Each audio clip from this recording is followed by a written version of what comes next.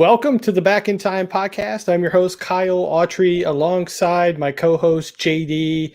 And I don't want to waste any time because we do have a special guest on the line with us tonight. We are being joined by Bud Brutsman. He is the executive producer for the upcoming Expedition Back to the Future documentary that's set to drop on Discovery Plus March 15th. Bud, welcome to the show. Hey, guys. Thanks for having me. I really appreciate it. Yeah, absolutely. In Los Angeles, by the way, so that I got a fire going and kind of chilling out here. Everybody knows it's freezing here. Freezing to us, not to you guys. Blood is thin. That's a beach day here for us. Oh my gosh, windows open, sandals, shorts, absolutely. Bring on those 50s. I think you wear that all the time. You're judging by the castaway getup. You probably wear sandals and shorts all the time, right? It's a very Midwest thing, by the way, to wear sandals and shorts all the time. So, but I do embrace it. It's part of my entity. Was that special artwork for the two of you, JD and Kyle, in the beginning of the show? Is that like special Back to the Future artwork? A little bit. Yeah, we kind of I photoshopped our faces on the Marty and Doc. So yeah, nice.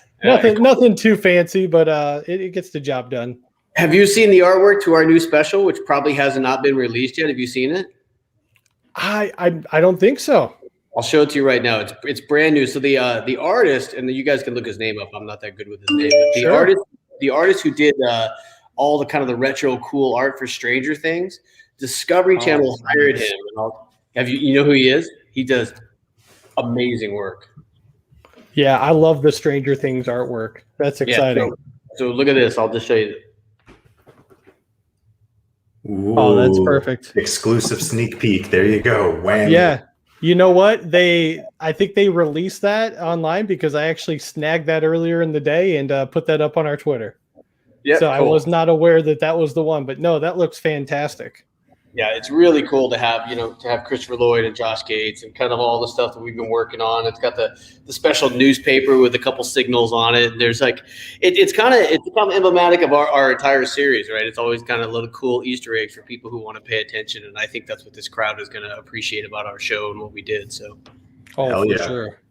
Yeah, definitely. And I definitely want to dive into that, but I thought at the beginning we could just talk a little bit about your career and your background and then kind of lead it right into Expedition Back to the Future. So, just doing a little bit of research and kind of getting to know you. It looks like, you've been in the business for a long time, started in the early 90s. And, just tell us a little bit about how you ended up getting into the filmmaking business. Yeah, I don't know. I started early 90s, like you said, early 90s, 91, 92, 93. I was doing, like everybody, I was doing like home video at the time. I was just, cranky and producing and trying to do home video. And I really have done nothing but executive produce my entire career. So, and executive produce on our side is, figuring out a need, finding a concept, finding someone who will buy it, distribute it, and put it out to the general public. And I learned that early on in the home video market, kind of moved into a little bit into the film and television, did a lot of television, still doing a lot of television. And right now in the middle doing a ton of documentaries and obviously still, a lot of my car television, as you saw on my resume and stuff like that. Yeah. So what do you remember about some of your earliest stuff? I had written down, Police Encounters, America's Warriors. What do you remember from those early projects? Nothing. No, of course, I remember everything. I did everything. Absolutely.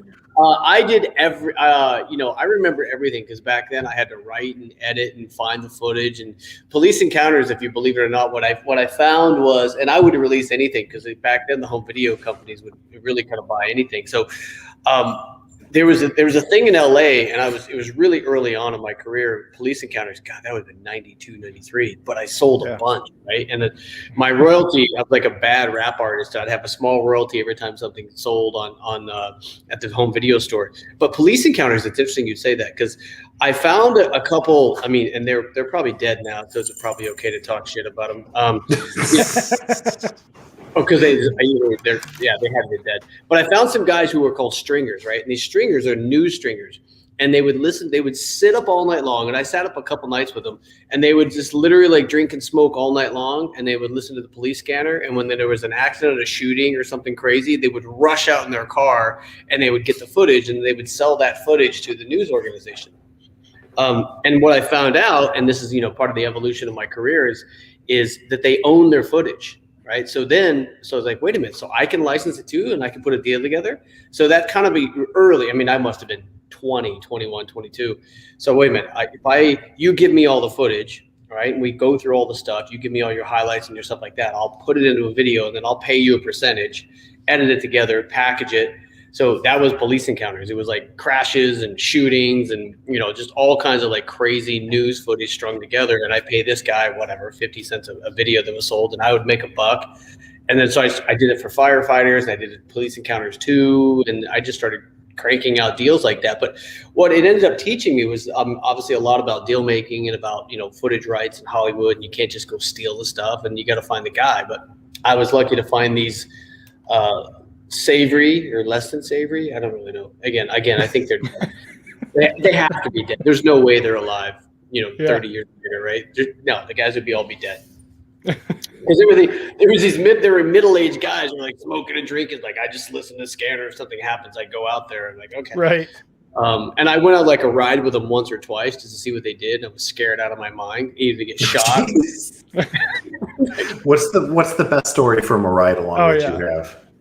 Oh, well, that actually happened more recently. I'll tell you about it because it's luckily that project didn't get released. Grab me a pillow. I was working on a bounty hunter. This is recent. This happened like 4 or 5 years ago, and luckily I have enough training where I didn't have to worry about it too much. But I was working with a bounty hunter in Las Vegas. Right. Sorry, I changed the position of my camera. I was working with a bounty hunter in Las Vegas, and he got this bounty. And he says, we're going to go get this guy at a hotel. I was like, oh, okay, that's fine. So it's like 4 or 5 guys of us. And previous to that, I've already went through SEAL training, and I've trained a lot of tactical, did a lot of CQB with the SEAL teams and stuff like that. So I kind of know a little bit, enough to scare the hell out of myself. We literally go. It's just like Dog the Bounty Hunter, but this is Las Vegas. This guy's gonna pick up this guy. We go to this hotel where this guy's supposed to be cracked out. He's got information. This guy's cracked out in the hotel, and they literally go to the front desk, show a warrant. Then they tell the guy, because I was at the front desk watching this because I was gonna do a show with him, so I wanted to watch the whole process. And that's kind of my style. I embed and kind of figure stuff out. And they go to the front desk like, "Hi, here's our warrant. We are gonna kick the door down, or you're gonna give me a key." And the guy goes, "Here's a key," right? So he just hands us the keys. Like, he shows them the battering ram. Like, we're going to break the door down with this thing here, and then you're going to have to pay for it, or we're going to give me a key, and we're going to go get this guy because he's held up in there, cracked up out of his mind, right? So the guy at the front desk manager gives him the key. Unfortunately for me, it was on the second floor, right? So we all, there's 5 of us, right? So I have a Benelli entry weapon, a shotgun, right? For like, I don't know, bounty hunter warrant. And we go up, and I'm fine, and I'm stacked. I'm 5th in the line, so I'm allegedly pretty protected, right? But there's a problem. So we go up the stairs, and the number was like 202 or something. So we go up the stairs, and it's like the first door on the left side. So the first 2 guys stack up in good cover, right next to the wall. The second guy goes behind him. The other guy's sitting on the stairs, and I'm just sitting there with my shotgun, literally staring at the door, going, "Oh, if he opens the door and starts shooting, I'm the first one he's." So I literally took the other guy. I'm looking at the door, and it swings this way. So I'm like, they bang on the door. He comes out shooting. He's going to shoot me, and I'm on the stairs. I'm like, this is terrible. So I shove the guy out of my way, and I stack up like 5th behind the door. So now I'm pretty good. He's gonna have to get through 4 or 5 guys. But that was like, this is crazy. No one thought about this, and they literally it's like a bad SWAT movie. You just go up, and everybody stacks, and I got stuck on the stairs, and I'm like, this is crazy. Even though I had a gun, but like, okay, if you get shot first. But anyhow, long story short, we open the door, and the guy's in there literally at a table just doing crack, and he's like in slow motion, like a sloth in like one of those cartoon movies. He's just like, we open the door, he's like, whoa, and that was it. Just took him in custody and took him away. But so nothing happened. But still, I didn't want to be stacked up at the door just in case, because you never know. That's great. And he hits you with the Keanu Reeves line. Yeah, exactly. Whoa. Exactly. So yeah, that's right. And by the way, that's weekly in my life. I end up doing kind of crazy, nutty stuff. I mean, the Back to the Future special was a little calmer than that. No one died in the making of Back to the Future. That's good to hear. We did try. We shot in the middle of a pandemic, and there was a funny. I don't know how funny it is, but it's funny now. But yeah, we had so much COVID protocol, right? Mm-hmm. And it was kind of a tongue-in-cheek thing that his wife is going to kill me, but I'll tell you, is like the story was nobody wants to kill Doc Brown, right? So wash your hands, wear your mask, don't go out in public, don't do anything, stay in our bubble because no one wants to kill Doc Brown. Because we're literally flying around the country and filming with Christopher Lloyd, who's 81 years old, and his wife is texting me, threatening me, and I'm like, no, we're fine, we're getting tested, we're not going out to dinner, we're doing this, but that was our saying. No one wants to kill Doc Brown. Oh gosh. National treasure. Obviously, nobody wants to kill Doc Brown. That should be do you guys have T-shirt merchandise yet printed out that says that to go along with the special? No, but I'm going to. No one's who killed Doc Brown. No. We haven't got that out yet. I'll have to ask him if we can do that. There we go. And then you can franchise a Clue board game of who killed Doc Brown. You could be the new Mr. Body. Yeah, exactly. Mr. Body happens. That's so terrible. But having Christopher around us, and by the way, and Discovery was so cautious about Josh Gates too, because when I was pushing to, because we started this 2000. Oh my God, we started. Chris and I sold this show like September 2019, and we just kind of got it rolling. Went through writing revisions and stuff, and we were literally going to film on like a year ago today, whatever. It was like March 18th or something like that. We were supposed to go do our first day of filming, and then we got shut down. And then, March, April, May, June, you're like, okay, guys, we got to get going. What am I going to sit around, do nothing? I have this contract. They didn't cancel it. They like, hey, congratulations, you survived. But, we don't know when we're going to open up. And we just came up with an interesting plan to kind of circumnavigate the United States quietly and shoot this show. Luckily it was contained. It was small. It got small because it was going to be much bigger. Later on in the early iterations, it was going to be massive, which we can talk about because we had this huge 300 DeLorean reveal on Hollywood Boulevard with all the fans and the whole cast, and stuff like that. That was going to happen in April in Hollywood Boulevard in 2020. And it was planned. TMC's already Turner Movie Classic they had Back to the Future. They were doing movie nights, and we were planning this huge reunion, and it all went away. Oh man, that's too bad.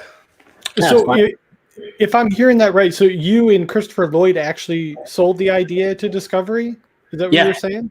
Okay. Dude, so the greatest. It's I'm exactly like you, except for I'm here colder in California, right? Right. I grew up in the Midwest.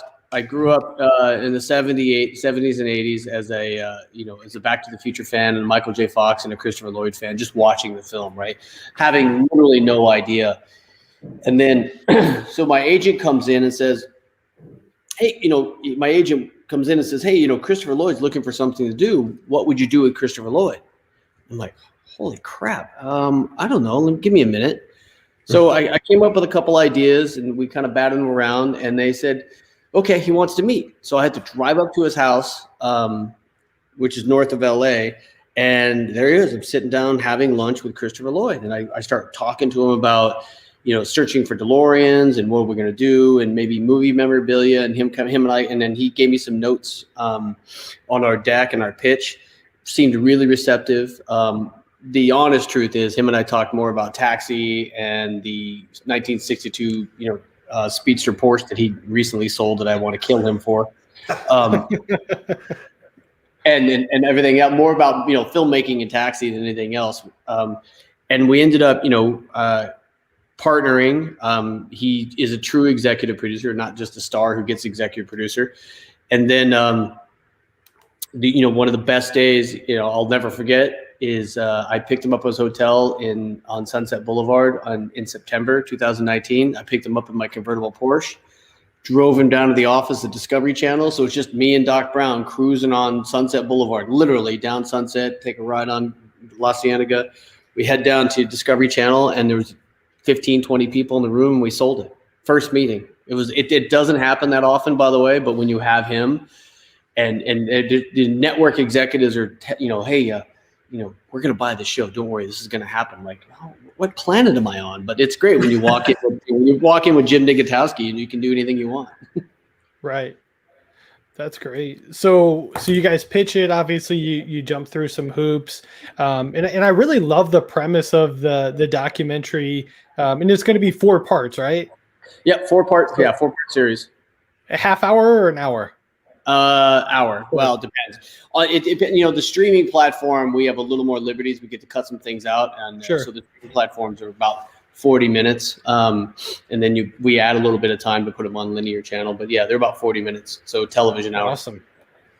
Awesome. So, obviously, the premise of the story here is trying to relocate all 7 of the original DeLoreans. So that has to be a massive challenge because For what purpose, though? Do you know what the purpose is?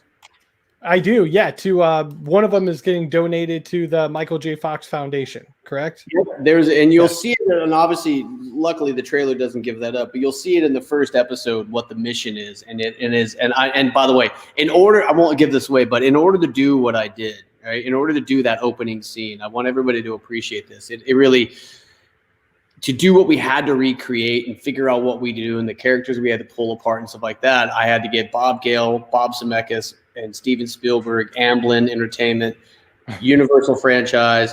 I had to go to Bob Gale's house. I had to run the script by him. Bob gives me notes on the script, and he's like, "Yeah, I think this will work." And I'm like, "Are you sure I can do that?" Because everybody's like, "There's no way you can do it, right? You can do."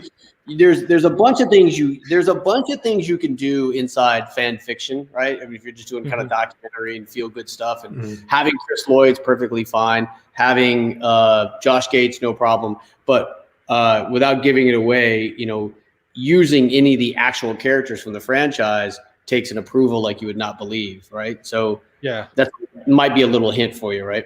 So really, just a little one. Yeah. Christopher Lloyd and Josh Gates are on a hunt to find all the 7 screen used DeLoreans for the movie. And the trick of it, obviously, they have to locate it, and then they have to purchase it, and then they're going to donate it to Michael J. Fox for his foundation, is the premise of the entire thing. And obviously, we learn a lot of things throughout it. We see a lot of cool people. And, the biggest thrill, I got to meet Strickland. And I got to tell you this. Oh, my God, Strickland is the greatest. James Tolkien. Oh my God, James Tolkien is the greatest human being, and it's so funny. It's like, hasn't that guy ever aged? Hasn't he ever? This ready for the story? This is kind of like the guy please. From right. So let's do it. We're ripping through the annals of Back to the Future to try to find as many cameos as we can and stuff like that. And so his agent is dead, his publicist is dead, his manager is dead. He's still alive, right? And he's a theater actor from upstate New York, and I couldn't get a hold of him, right? His agents are like, that guy died. We called the agency. That guy died 15 years ago. Why are you calling? He's like, we're trying to get a hold of James Tolkien. So we finally called James Tolkien on the phone. Like, I got his phone number, and I called his house. And his wife was like, oh, yeah, he's right here. And I'm like, hey, James, this is what I'm doing. I'm working with Bob Gale. Christopher Lloyd's a personal friend of mine. He suggests I call you. So that usually helps grease the wheels a little bit. Yeah. And I'd like to, and by the way, this is like July. So you're in the middle, people are dying on the street corners. It's the worst pandemic in the history of the world. So, and he's 92, 93 years old. And I explained what I need him to do and what I want him to do, and I'll fly him out. And he's like, yeah, that's great. Okay, good. and just on cue, 5 minutes later, he calls me back. Am I getting paid? Like, angry, right? He's mad, right? I think he's just mad that he forgot to ask that up front, like he's losing his skills a little bit. I'm like, James, of course you're getting paid. What do you want to get paid? He tells me. I'm like, of course. And I'll pick you up at the airport, and it's fine. So we get him at the airport, and we drop him off at the Hyatt or Universal Studios, and he's just on it. Knows his line, knows what he wants to do. he's got that favorite line that I actually sent to Discovery Channel, and they are all just laughing their asses off, was that "You got a real attitude problem, Gates." It was written by him, right? So that whole thing was like, you what, you got a real attitude problem, because obviously that was a line from the movie, but he just knew exactly. He's like, oh yeah, you want me to say, because he knew exactly what we want to do. Check their IDs, and you want me to say he's got a real attitude problem? Like, yeah, how'd you know? Like, okay. He's like, just fell into it and loved it. It was absolutely amazing. So, that's definitely one of the big highlights of the trailer when he pops up, and I'm like, oh my gosh, how did they get James Tolkien for this? Dude, I almost had the clock tower lady. I was talking to somebody who was related to them, but I think I'm maybe kind of happy that it didn't happen. I think she died like a week into production or something like that. So maybe that would have been. Oh wow. Yeah, she died recently. We were talking to somebody who was related to her, and we were trying to get her. She was like 85 or 89 years old or something like that. So, but we ended up not getting her. Okay. Yeah, and I know there's a bunch of other cameos. I don't want to spoil anything. I've done a little bit of research and I have a pretty good idea who's in it. So, but like everybody else, I want to see it before you guys are terrible, by the way. The Back to the This generation, it's awful, isn't it? You guys are awful. I can't keep any secrets from anybody. People posting shit on their Facebook, and I'm like, I was called like, Duke, you got to take that down, right? So Donald Full, who I know you're talking about, sitting there going, check this out. I had to call Donald like, dude, pull that down. What are you doing? He's like, what? It's just me. Yeah, it's really hard to do to do that kind of stuff. But it's also you guys, the super fans inside the Back to the Future world. Yeah. You guys scare me, because I mean, I hope we did enough service, and I hope we found it. I mean, we hid stuff everywhere. Okay, let me just say, every frame of everything there's stuff hidden everywhere, and I'm sure we got some stuff wrong. I don't know, email Josh or something like that. Don't email me. Right.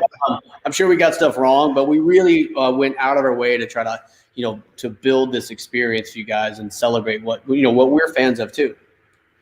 Yeah, that was one of my questions for you is, how much of an undertaking is that when you know that you have this like massive fan base that literally they buy cars and fix them up so that they can have their own DeLorean? Like they spend $100,000 on a vehicle because they love this movie, and then for lack of a better term, you get the keys to the car and you're like, okay, I can't mess this up.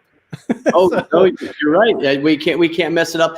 Well, and also the one of the responsibilities we have, and I'll be very happy to share it with you, and because it's one of these things that you guys, there's two real interesting things. I guess I can give these up, right? These are kind of the one has never been told. The other one's kind of been told a little bit, but there's always these two sides, right? And I'll give you two of them, right? Okay. So there's this. Because things got to create a life of their own. They get these rumors and all this other stuff and what happens. So there's a scene when Darth Vader comes back from outer space, and he's trying to convince McFly that he's got to go ask Lorraine out to the dance, right? And in the cassette tape was Edward Van Halen right in there. So the story goes, right? There's many stories, but the one story that we heard probably 50 times, right?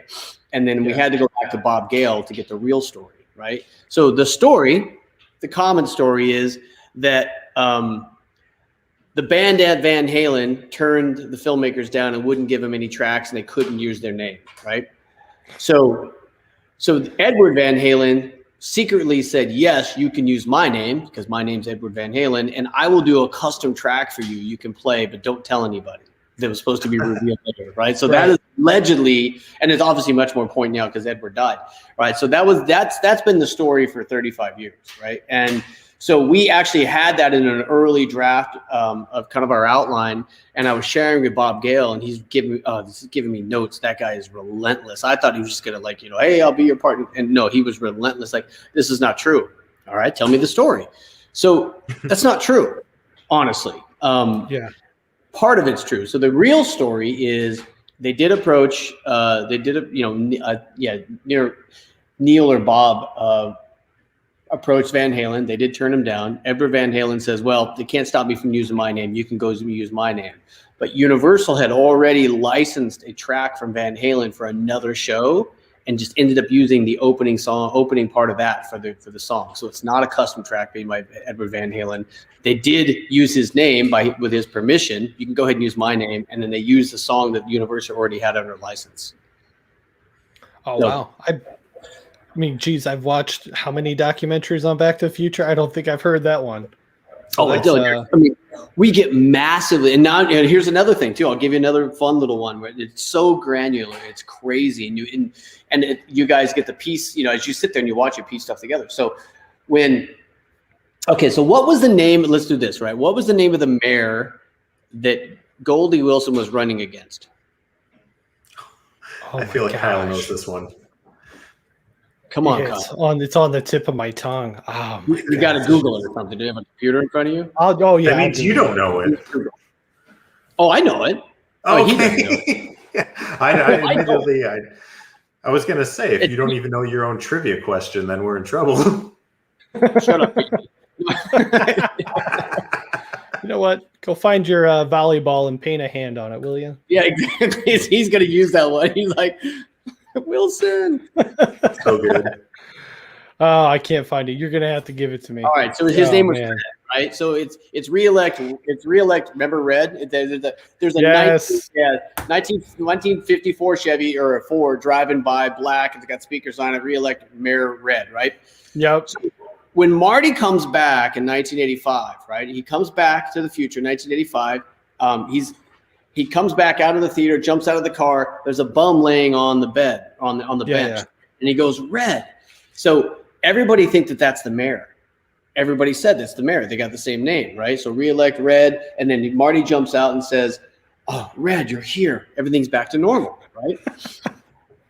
And then he jumps over the bench and he runs off. So everybody, even in the books and the trivia things we found, and everybody said, oh, that he thought it was normal because he ran into the mayor. Again, Bob Gale smacks me, right? And in a way that kind of a prolific filmmaker and writer can smack somebody. He's like, yeah, I don't know where you got this crap from, but it's wrong. I'm like, well, I don't know. Ask all your minions said that's the truth. So we have to stop listening to the internet, and that's kind of the big theory, right? So ended up being, and Bob pointed out, it's like, well, the mayor in 1955 was in his 60s anyhow. So obviously 30 years later, he'd be in his 90s, and there's no way he's going to be a bum sleeping on the bench looking like that. Mm-hmm. Michael J. Fox did an ad lib, and the guy had a red beard, and he just said it out loud. And everybody kind of in our fan circles just connected and was like, oh, that's got to be the mayor who turned out to be a bum later on because he lost the election to Mayor Goldie Wilson. Mm-hmm. That's how these rumors kind of get all set up like that, and we fell into it because we were writing script, and I had 3 or 4 writers and researchers working on stuff, and the way, and I don't know how we get out of this weird thing in writing and researching, right? Because right now, if you pop up 3 websites and they all say the same thing, it's got to be true, or you just go to Wikipedia, which is by a couple writers who I want to murder, and they just go to one, they go to Wikipedia, and it's got to be true. So I don't know if you have to find 15 sources or just call Bob Gale every time you have an issue, but yeah, there was definitely a misinformation research cesspool that we had to kind of weed through. That's interesting. But I mean, I think that what you're saying kind of goes into the way that the world of research and writing has evolved, because even when, like, Kyle and I, when we were in college, like, you couldn't quote Wikipedia as a source in a scholarly paper or anything like that. You were slapped down for it. But now you say Wikipedia and everybody's like, oh my gosh, it's on the Wikipedias. Yo, you're right. Yeah, but who writes that crap? I mean, it's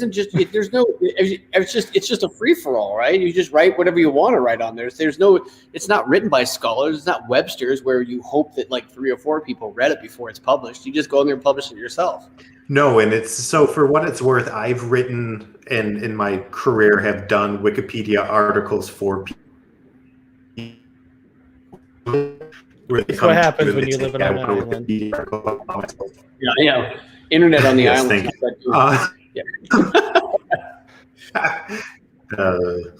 But anyway, so yeah, it's just Joe Schmo writing jack shit.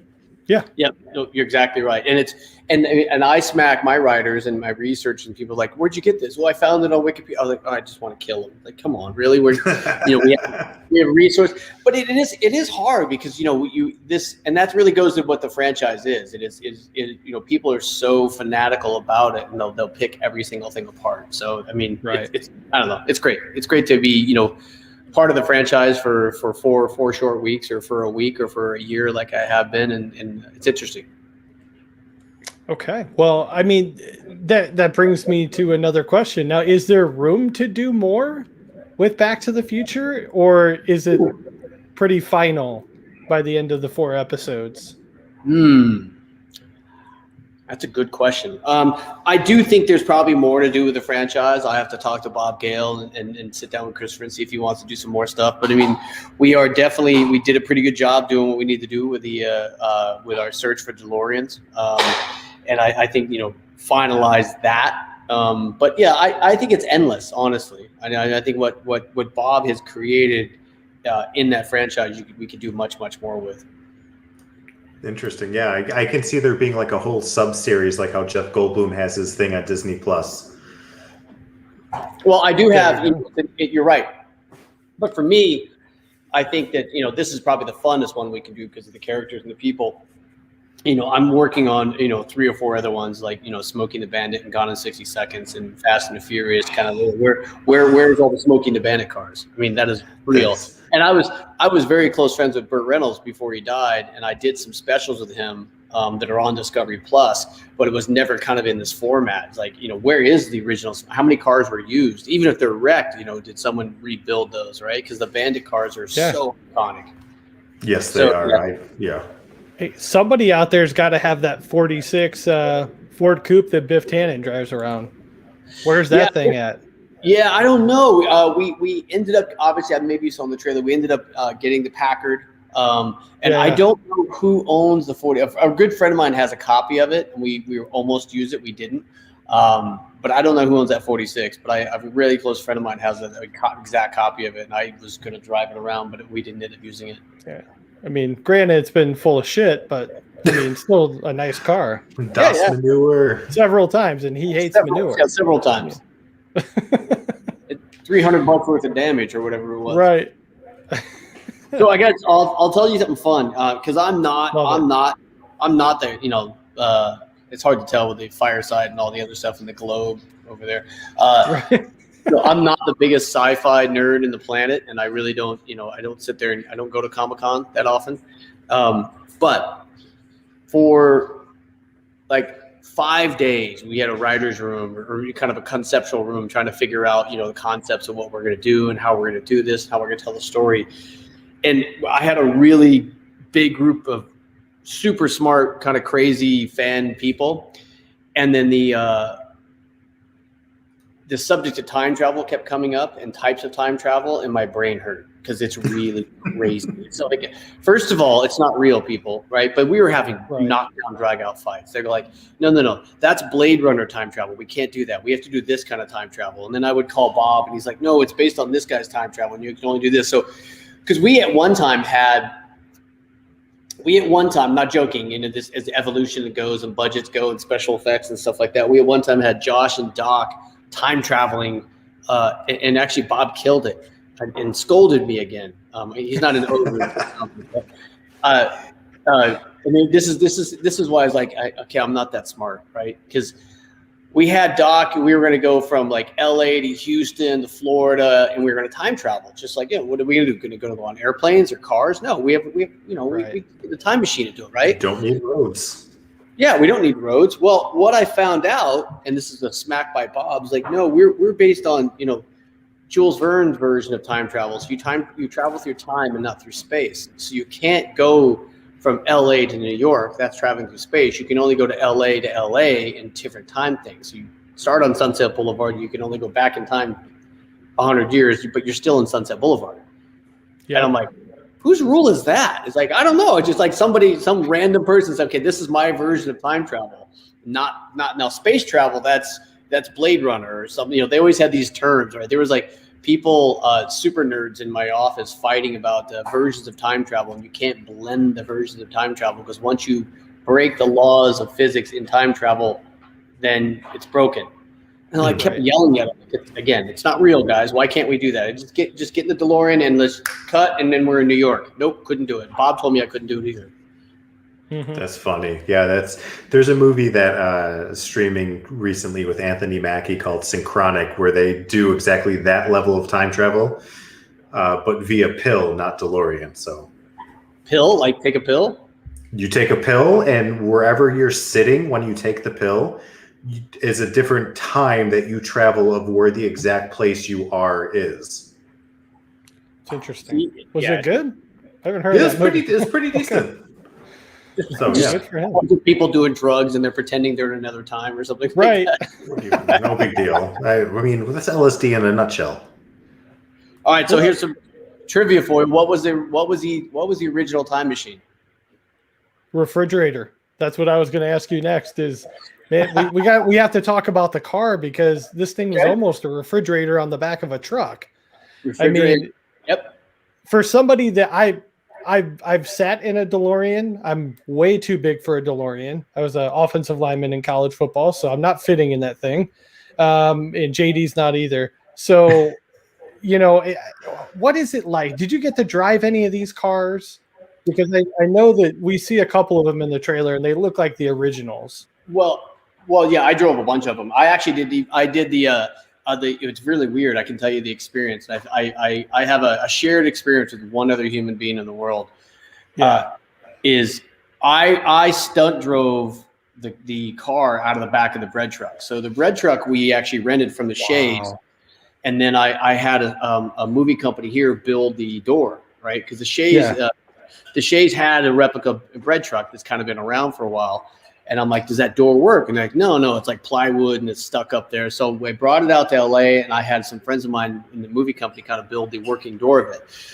So then we had our DeLorean fit perfectly inside there, which I was fine. And I do a lot of professional driving anyhow, just as fun, right? For read my background a little bit. I do a lot of anyhow. So, and also as the executive producer, I didn't want to trust it to anybody else, right? Do you want that car sliding off the back of it? So I think I have a pretty good sense of myself, right? I thought I did, right?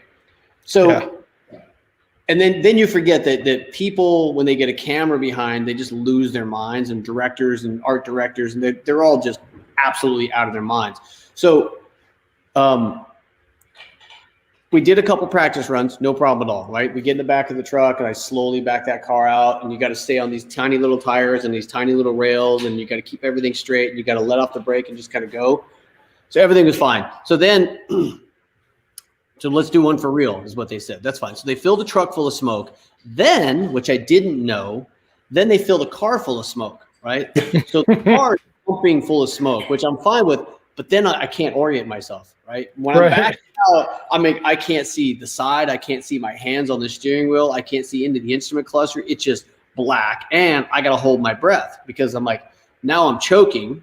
And I had no, like, they said, action, okay, fill the car. And I'm like, you're kidding me. And they start filling the car full of smoke. It's not that it's toxic, but you just can't see anything. Mm-hmm. Right. So I have no sense of speed. I don't know how fast I'm going. I don't know if I'm running over 12 camera guys behind me. I thought the surrounding was just going to fill full of smoke, but they filled the inside of the car full of smoke. And then they said, oh my gosh.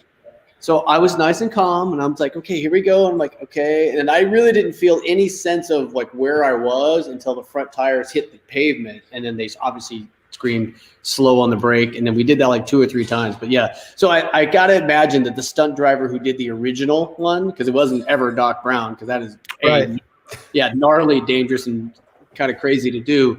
I have that shared experience with him, is backing a DeLorean out of a bread truck. 2 people, me and him. That's it. It's no wonder they didn't kill the dog in the first one with all that smoke. My gosh. Jeez. It's hard enough to pull into the car wash to get your lined. Yeah, they're always like a little bit to the left. I'm like, you're gonna mess up my rim. Right there's hardly any space in that bread truck, but we got it to work. Now, was that one of the originals, or was that a rental? Which one? The one that comes out of the bread truck. I can't tell you. You have to watch. I'm hoping it's the A car because that's an amazing story for you. Yeah, if it is. So because if everybody, I think it was Discovery that had done the restoration a couple years back, where they took the A car off the Universal lot, and it was just dilapidated. Like they were leaving it on the lot, unlocked at times with the keys in the ignition, and people would just come by and just take it. There's a bunch of big stories of that, and I think what we should do is we should schedule another call. We should do another thing after the thing premieres, and we can talk all kinds of stuff about it. Oh, because I have absolutely. But let me correct you though, because it wasn't Discovery. So it was a guy named Joe Walzer and a couple other guys had decided, and they went after Bob Gale and said, Bob, because the problem is people were just picking stuff off that car. You off the DeLorean and you're in the back of the tram and you want to snag the flux capacitor or steal something off that car. People were doing it all the time, so it's just getting picked apart. Sat there for 20 years. We all saw it.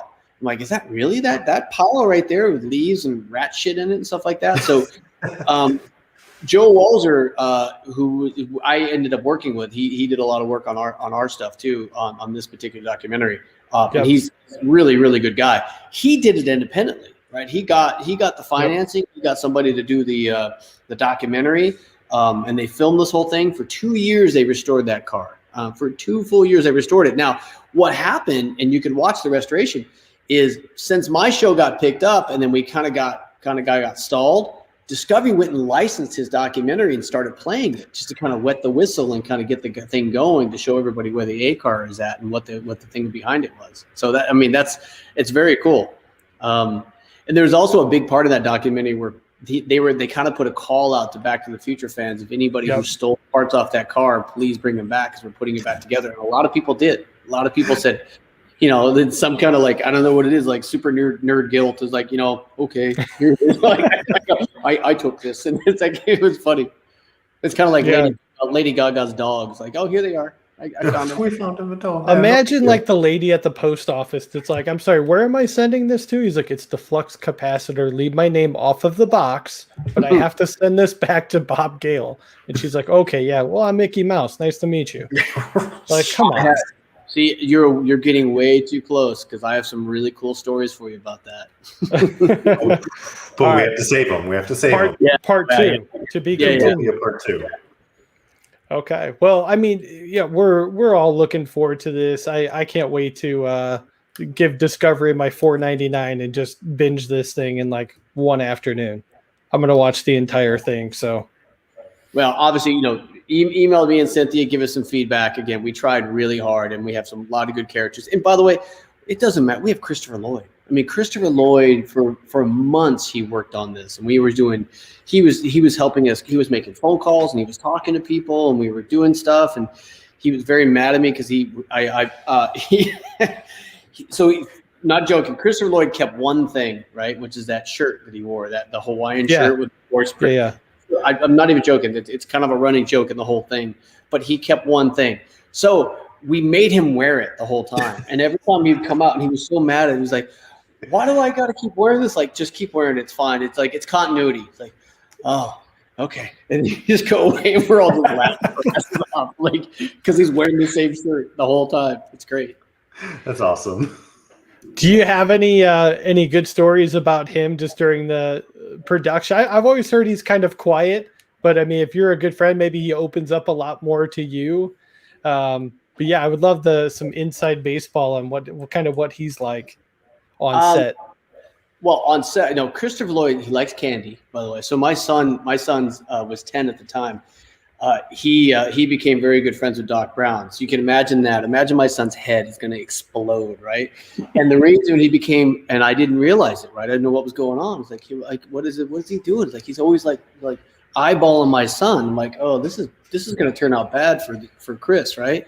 Right. And then my son would go over there and give him a little Reese's peanut butter cup. And he'd go to the craft service, and Chris didn't want to get up and go get it, but my son just kept on giving me, here's some Twix. And they had this underground candy railroad going on between the two of them. That's amazing. He's going to have amazing memories when he gets older. No, the guys, listen, every place we went, there's always, it was a hotel and a gym, and Christopher Lloyd had to work out every time that we got someplace. And I was always in a gym doing something. I'm always, I'm Hollywood workout guy. I'm on the phone, on the treadmill doing something, and Chris would show up and he's working out, 81, 82 years old. I spent his 82nd birthday with me and Josh Gage, just the three of us, because we really couldn't go out. We were in New York, and we spent his 82nd birthday with him in New York City. So super quiet, very much an introvert, but the stories he has and how he used to hang out at the Chateau Marmont in the 60s, 70s, and the 80s, and the stuff he used to do and talk about. And, I don't know, he's just an amazing guy. And I think that what you guys will see, and, I've showed a few people a couple things, and that is going to be kind of the shining thing. It's like people who meet Chris and have seen him and got his autograph, super quiet, right? But when you see him in this, you're like, because he's not playing a character, he's playing himself, right? People see him like, holy mackerel, I didn't realize he was so funny. And he's just funny and just outgoing, and because you get him, he is to himself 100%. But somehow in this thing, once we got him going and moving and he understood our process and what we're doing, he's on. It's amazing. Oh, so was there a difference then between like what Jerry Seinfeld does with comedians and cars getting coffee versus your experience with what you were doing in the car with him? Not really. No, it was more like, we did. I think you're referring to some driving scenes and stuff like that. Is what you're referring to? Yeah, with just some casual conversation and what was scripted and what was just ad-libbed. Yeah, well, nothing was scripted. We did some driving scenes here in LA, and to get to certain places where we were going and stuff like that. And it was really just topics of conversation. And the other thing I gave a lot of credit to is Josh Gates. Josh Gates is one of the most talented, amazing frontman hosts in the planet, right? And the other thing that really worked in this kind of, we call it a buddy comedy, is he was such a fan of Chris's, and he knew exactly. I mean, we didn't have to say anything. Just, hey, by the way, we're gonna be. And some of the best footage we have, like when they're imitating Marty, and stuff like that. They were trying to imitate Marty, or I think they were imitating Klingon too. By the way, so that's a funny little tidbit for you. Was all just Josh. Like, what would you do, JD? What would you do, JD, if you're in the car with Chris Lloyd for 25 minutes? Or maybe I shouldn't ask that. Kyle, what would you do? I'd feed him candy, number one, keep him happy, and then make sure I don't ask him about the Hawaiian shirt. But no, I mean, that's one of the things I wanted to ask, because there's going to be some Back to the Future fans that don't know Josh Gates, and he's hilarious in the trailer. What can you tell us about Josh Gates that would maybe get the fans excited about him, being the co-host and, really the Marty McFly to Christopher Lloyd's doc here? Oh, he would love that, by the way. So if you don't know who Josh Gates, I don't know what to tell you. Move out of your mom's basement and watch some TV. Right. Josh Gates is is kind of the face of Discovery Channel right now. I mean, I've been working with Josh for a lot of years. He had created and has a show on Travel Channel called Expedition Unknown for 4 or 5 years. And when Discovery Channel bought Travel Channel, they migrated to the mother channel. And now the guy's unstoppable. I mean, he is a consummate professional researcher, and he'll do anything. He'll go anywhere. He'll say anything. He's just very, and that's what really made this work, is his respect for Christopher Lloyd's, career in general. He knew so much about him. He talked to him, and it was just that kind of, and I was talking about as they're driving in the car, we didn't have to do anything. Josh, just ask him questions. It's like, how did this change your life? And what did you do? Sometimes we have like hey, back down on the interview stuff and just you guys are two new friends kind of traveling across the country. But it was amazing. It was amazing. I'm sorry, JD. I mean, I don't mean to pick on you. I just think you're fun. No worries. I've got a fun face. There we go. I've made a living doing that for 350 episodes, so it's all you to rip on him tonight. But no, we really appreciate your time. But with every guest that we have on here, we always ask a few questions at the very end just to get to know you a little bit better. Kind of some rapid fire stuff here. Knowing that you're a car guy. What was your first car? 69 Mach 1 Mustang. Wow. And you had that when what age? 16. I think my dad bought it. It was wrecked.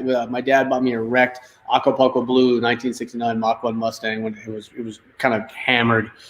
It's in a book. I wrote a book. I actually did a section in the book for someone about it. My first car. That's cool. You and your dad fixed it up then, or? No, I thought it was no, we did not fix it up. So if you want to know the story, I mean, I have the car now. The story is, it was, I don't know, whatever it was, 1988, 89, something like that. So I thought the car, and I absolutely knew the car. My dad, who probably could have done it now, if I think about it, he's like, we're going to spend the summer. He wanted to do a father-son project, right? And I was 16 and too much of a jackass. And I'm like, wait a minute. I'm not wasting my whole summer, pulling dents and doing Bondo and then putting this car together. I'm an idiot, by the way, because I should have done that. I would have had the coolest car in school. Yeah. I'm like, there's no way. I'm not doing that.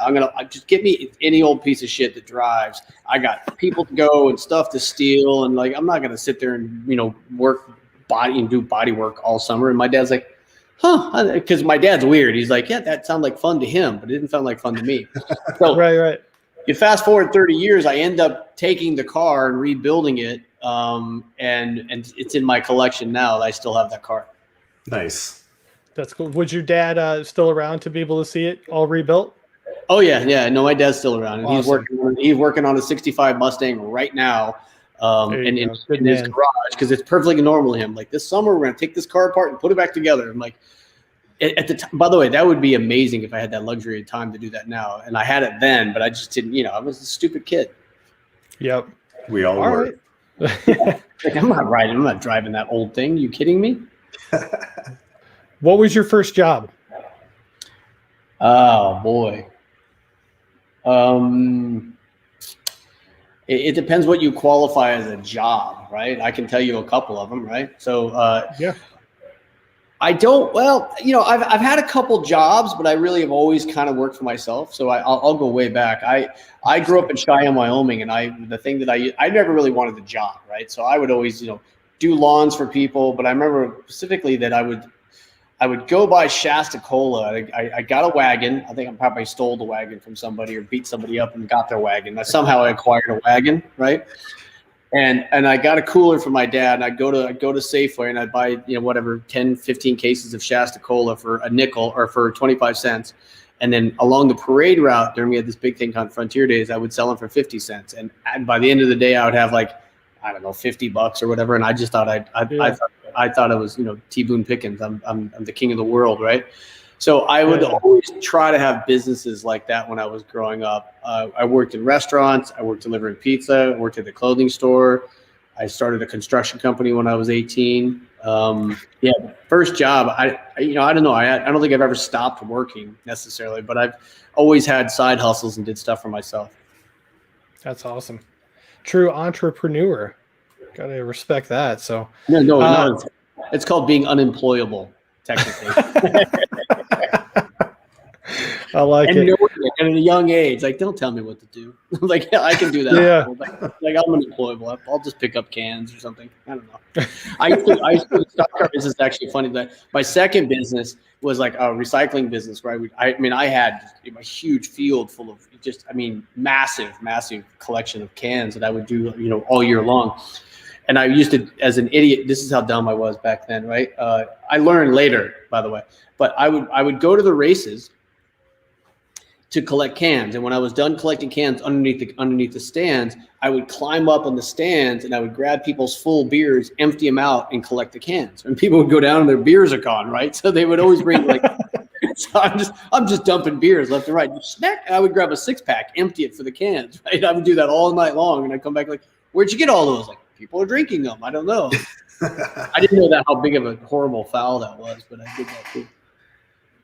That's amazing. And then, the other question we always ask is, this is kind of a geeky question, but there's been so many different Batmans. Who's your favorite Batman? Wow, I'm pretty happy to say I don't have one. He's like, no, I liked girls. That's a weird question. See, I don't know. If I had to pick a superhero, I like Blackman. I like Batman because he's all in black, right? Yeah.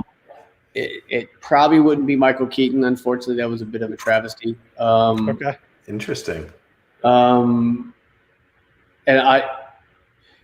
Christian Bale was interesting, even though I didn't like the fake, funny, raspy voice. But the theme of that one was cooler. At least the visuals were cooler. Sure. So, yeah, I don't know. I don't follow the franchise enough. Who's my favorite Batman? Yeah, definitely not Michael Keaton. Okay.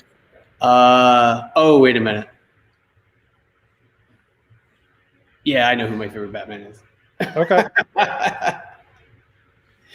Well, because he was in Family Guy, right? So the original Batman's my favorite Batman. There we go.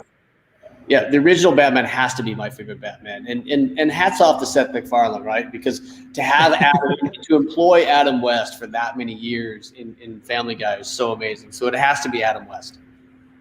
That's a fair answer.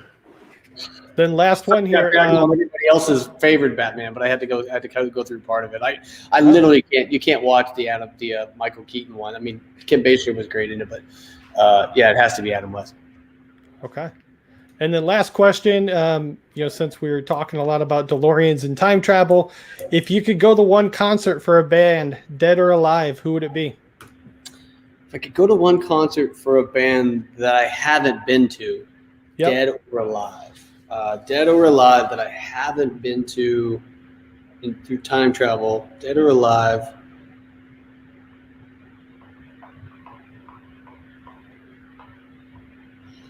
I don't know if I'm ripping through a bunch in my head, right? Yeah, that's what these are tough. Hold on, I'm getting there.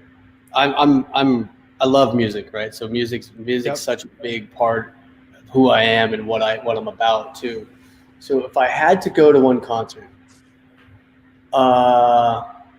yeah, I know what it is. Yeah, okay. So I couldn't even tell you the date. It was had to been 95, 96. So they were live. So I would like to be at the recording of S&M Metallica in the San Francisco Philharmonic, right? Wow. That they did a live DVD of that, but to watch and what's interesting about that for me is and this is a weirder answer than you would think, but can you imagine like a 75? There's a bunch of reasons, right? But you're a 75-year-old conductor for the San Francisco Philharmonic, and then some guy comes up to you, and the guy was named Michael Kamen. Michael Kamen, who's the arranger of that, came up and said, okay, we're going to do this rock concert, and we want you to do this. So I'm just thinking of all these string guys and all these band guys, right? And they're sitting there listening to Metallica, and they have to listen to all these hardcore songs, and then but they figured it out, right? Because what Michael Kamen did, so if you know who Michael Kamen is, Michael Kamen arranged The Wall for Pink Floyd, right? So he's rock royalty, and then somehow he ended up putting this thing together with James Hetfield and Metallica and the San Francisco Philharmonic, right? And there's a bunch of the songs, Disc 2, Song 8, Song 11, Song 3, that just kind of flow so harmoniously, where they open up really symphonically, and then also they roll into One and Bleed Onto You and Clover and all these amazing songs. It's great. And for Metallica to sit there and go, yeah, we want to play with the symphony, that'd be great. So I mean, I think I'd like to be there to watch that happen. Nice. That'd be awesome. A great answer. That's literally the best answer. Like everybody else is just real quick. They're like, Freddie Mercury, Queen, live at Shea Stadium. They just rattle something off. You took your time. Respect. Thoughtful. Well, and I wouldn't want to be at Woodstock. I mean, who wants to be rained on? No bathrooms, no food, drugs, and dehydrated. Yeah, 400,000 people. That doesn't sound like fun, right? It's other than you can run around and tell all your friends I was there. I don't remember, I was broke or whatever. But I think I want to kind of be where that album has been such a part of me, and to watch Michael Kamen died of cancer a couple years later after that, and to understand who he is, and then see these. And I like the clash of art, right? Yeah, I love having the symphony guys go after what they're doing Metallica, and I just want to see what's going through their brain. I mean, Kurt Hammett's jamming on something. Some guys, I got that. Okay, cool. No big deal. Yeah, they immediately pick it up with their ear, and they're just like, oh yeah, let me throw that on the violin now. Because I No problem. guarantee you, when all those people in high school, they thought that was crap and they thought it was noise and death metal. And I'm not listening to that shit. And here they are. You fast forward like 30 years, they're like, oh, Metallica, yeah, uh-oh. And they're all scared. But then you start breaking it down. It's that music, that musician, the language of music is amazing. Yeah. That's fantastic. Well, I can't wait for part 2 and to watch the 4-part documentary. Thanks for coming on, Bud. Any other projects you want to promote or throw out there? Because I know you work on a ton of great shows. So, yeah, I have an amazing show that's on BYU Network called The Fixers. We ended up premiering our last episode 10, but you can go to BYU and watch that one. We kind of travel around the world and build infrastructure for underprivileged people. We built a hospital in Cambodia. I'm doing a new show on History Channel called Fully Torqued. I just ended up doing Battle of the Builders on History Channel recently. So, there are so many projects that I'm working on that I'm in production on a regular basis. So I'll always come on, but we should definitely do part 2. Once you guys can, JD can get some ammunition. He'll start taking notes like, why'd you do this? And why'd you do this? And what happened here? And we'll rapid fire and answer them all. I can almost promise you next episode, haircut and clean shave after the verbal abuse. You think I Castaway shaved him enough? Yeah. No, I'm already thinking about when I'm going to start shaving. I might, as soon as we're done, I might go up right to the razor. No, please don't. I wouldn't recognize you. Oh gosh. Well, this has been great. Everybody head over to Discovery Plus, throw them a subscription. I think there's even a 7-day free trial. So you have no reason not to sit down and watch Expedition Back to the Future. And we'll all enjoy it. And we'll be back, hopefully in about a month. And we'll talk about stuff that we couldn't talk about today and get into all the fun spoilers and everything. So everybody check that out. And then you can follow Bud's production company on Twitter and Instagram. It's BCII Production on Twitter and Instagram. And that's where you're going to find all the updates and everything on there. So, Bud, thanks again for coming on the show. We really appreciate you coming on. All right, guys. Thank you. I appreciate it. Thanks, JD. Thanks, Kyle. Awesome. All right. All right.